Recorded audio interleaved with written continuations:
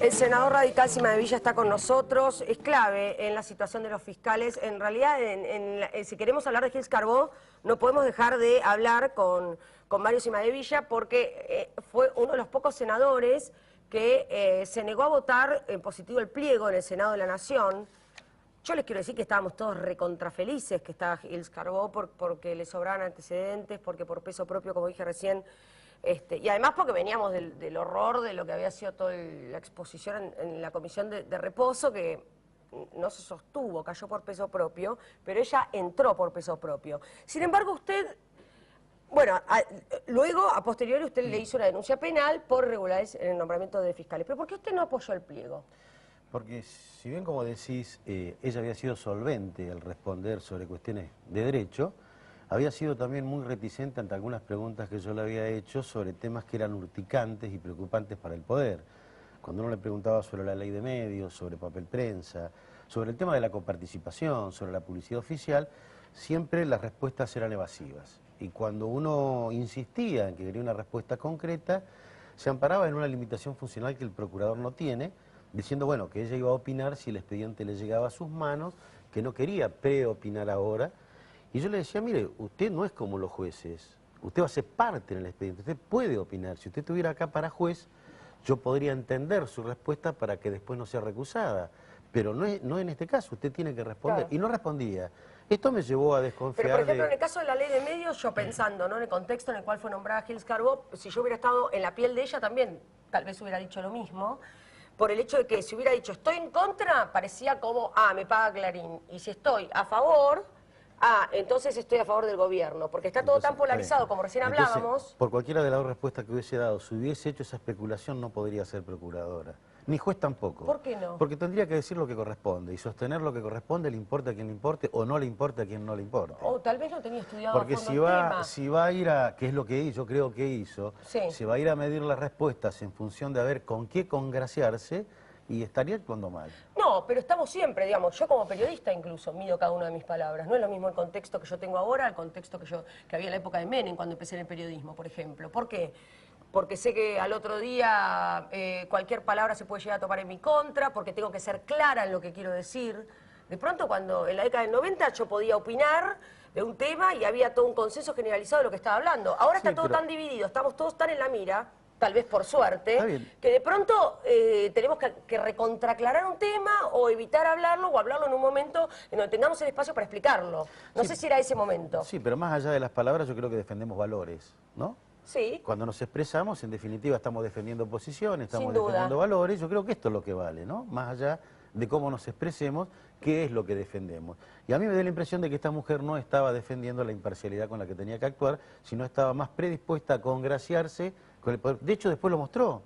Bueno, eso es lo que a mí me sorprende, ¿no? Porque yo en ese momento no lo vi, hay puntos que tal vez no coincido con usted, senador, pero la verdad es que el desempeño de Gils Carbó no era el esperado. No, pero además... Ni para los propios fiscales. A mí, la verdad, conociendo al fiscal Marijuán, viendo... Al poquito tiempo que entró, por ejemplo, elimina los concursos.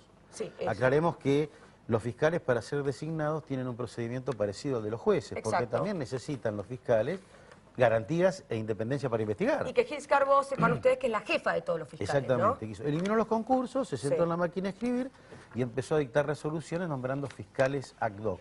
Que es una categoría de fiscales que no existe en la ley. En la ley hay fiscales generales, fiscales de cámara, fiscales de primera instancia, fiscales... pero no hay fiscales ad hoc. Y sin que tengan acuerdo del Senado, porque los concursos se hacía una terna, la terna se mandaba al Ejecutivo, el Ejecutivo al Senado y el Senado daba el acuerdo y recién ahí uno podía actuar como fiscal. Ella directamente dictó una resolución y los mandó a actuar como fiscales. Con el pretexto de decir que había fiscalías vacantes y que esta es una manera de instar las investigaciones y que no se entorpezca el trabajo de la Fiscalía. Y por eso puso a cargo de una comisión antilavado a alguien que no tiene conocimiento. Que no tiene experiencia. Pero además, teniendo al fiscal Moria, además, yo no sé si realmente lo que quieren es investigar o no investigar. Yo tengo mis dudas. Porque ella debe ser consciente de que si estos fiscales designados de manera irregular por ella actúan en alguna causa judicial, le van a plantear la nulidad de la investigación y por allá investigaciones que estén avanzadas van a caer. Por eso tengo mis dudas si es como dice Justicia Legítima que esto se hacía para agilizar o investigar los procesos o realmente se está haciendo para voltear investigaciones u ocultar procedimientos. Bueno, Gils Carbó dijo, cuando atacan al Ministerio Público atacan la Constitución. Tenemos que ir incorporando sistemáticamente este cambio de paradigma, dijo la Procuradora, cuando fue la reunión de Me parece un la exceso democratización. cuando atacan a la Procuradora. No estamos atacando la institución Procuración, estamos atacando algunos actos de la Procuradora. No puede tener tanta soberbia de hacerse la dueña de la verdad y la única intérprete de la Constitución. ¿Están solos los fiscales? Yo creo que hay fiscales que están demostrando coraje y que están dispuestos a honrar la función que tienen, ¿no? Y hay otros que evidentemente, por ejemplo, los que están designados con esta metodología, ¿qué independencia pueden tener para actuar? Si los ponen y los sacan por resolución, ninguna. Lo que pasa es que el fiscal lo mínimo que espera es como un periodista, espera que no sé, una Pero asociación de yo periodistas lo proteja, espera que la Procuradora lo proteja. Bueno, yo creo que no está para eso la Procuradora fue con una finalidad, con una misión política que la está cumpliendo. A ver, recién aquí se hablaba, porque si no entendemos cuál es la lógica de poder que tiene este gobierno, no vamos a entender lo que está pasando ni en la Procuración, ni con las reformas que se han impulsado. A ver, ¿cuál es la lógica de poder de este gobierno? Este gobierno entiende que ni la Constitución ni la ley están puestos como límites al poder. Muy por el contrario, ellos creen y comulgan con esta teoría de que el poder puede servirse de la Constitución y puede servirse de la ley como al poder se le antoje. Dentro de esta lógica, ¿qué se necesita para poder actuar? Bueno, jueces que lo consientan. ¿Por qué?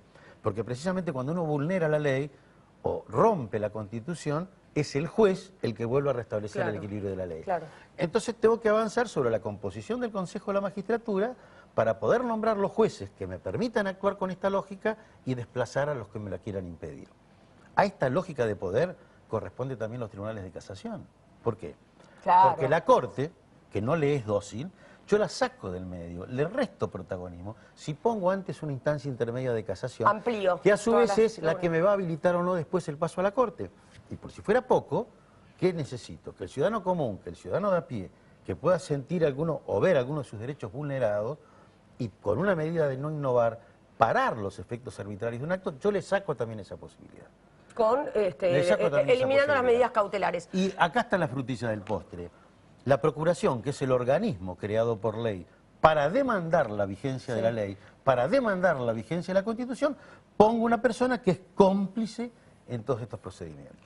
Va a ser interesante ver la lectura que tenga la Procuradora cuando este caso llegue a la Corte y cuando la Corte le tenga que dar vista. ¿Qué dijo? Ya lo ha anticipado, que los jueces deben ser elegidos por voto popular, que es lo que corresponde a un sistema republicano. Pero además lo grave de esto es que lo dice con un juez, como el juez Garzón, que apoya esta reforma, porque esto también hay que decirlo, que ha sido destituido por prevaricato. Sí, por más que nos caiga re bien Garzón y hay que todo leer lo la hizo, sentencia, hay que leer la sentencia donde se lo condena, diciendo que lo que él hizo no lo hacen ni las dictaduras.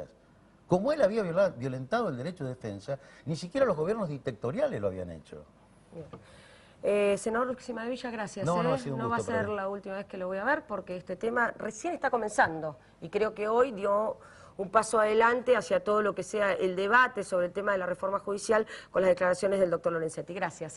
Gracias a ustedes por haber estado esta noche aquí en Será Justicia.